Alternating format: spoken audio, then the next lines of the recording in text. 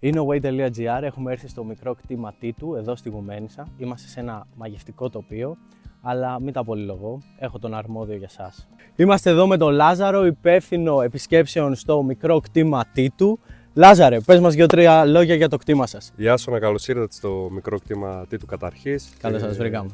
Όπως γνωρίζεις, βρισκόμαστε στη Γουμένισσα, ιστορική έδρα και του Δήμου Παιωνίας. Εδώ στο κτήμα βρισκόμαστε 150 μέτρα υψόμετρο, στους πρόποδες του όρους Πάικου και έχουμε και πλάι το ποταμό Σύρο που διασχίζει και το δάσος κάτω από τις αμπελώνες μας. Στο κτήμα καλλιεργούμε 270 στρέμματα αμπελώνων αποκλειστικά από τις γενείς ποικιλίες, από το ξινόμαυρο και την εγκόσκα. Η Γουμένισσα θεσμοθετήθηκε και ως ζώνη POP το 1979, που σημαίνει ότι η ποικιλιακή σύνθεση του POP Γουμένισσας πρέπει να απαρτίζεται από τουλάχιστον 20% εγκόσκα και το υπόλοιπο ποσοστό να το συμπληρώνει το ξινόμαυρο. Έτσι, εμείς διατηρούμε αυτό το 80-20 στο POP Γουμένισσα που φτιάχνουμε. Η ιστορία του κτήματος Ιάσονα ξεκινάει το 1972, όταν ο πρώτος ιδιοκτήτης, ο Τίτος Ευτυχίδης, έφτασε στην περιοχή και αγόρασε την ιδιοκτησία. Και έτσι φύτευσε 45 στρέμματα αμπελώνων γύρω από το ενοπείο και έχτισε το ενοπείο.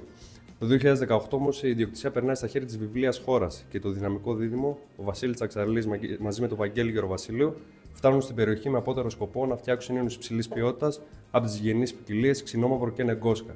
Έτσι, η πρώτη υλοποίηση στο μικρό κτήμα Τίτου γίνεται το 2019 και είναι ένα τυπικό POP Γουμένισσα από 80% ξινόμαυρο και 20% εγκόσκα. Θα ξεκινήσουμε με το POP Γουμένισσα, 80% ξινόμαυρο, 20% εγκόσκα όπως είπαμε. Από την υλοποίηση έχουμε ένα κόκκινο κρασί με ρουμπινί χρώμα. Χαρακτηρίζεται γενικά από αρώματα όρεμων κόκκινων φρούτων, φύλλα ελιάς, ντομάτα και κάποιες νότες μπαχαρικών και δεντρολίβανου. Εδώ έχουμε ροζέ, 100% στα φύλλα εγκόσκα. Γενικά η εγκόσκα είναι μια ποικιλία που δίνει φρουτώδη αρώματα. Οπότε έχουμε ένα φρουτώδη χαρακτήρα, ένα απαλό ροζ αρώμα, στο στόμα μια ωραία έντονη δροσερή οξύτητα και επίσης είναι ένα κρασί που μπορείς να το πιεις είτε απεριτίφ είτε και γαστρονομικό, δηλαδή συνοδεύει και κάποια πιάτα.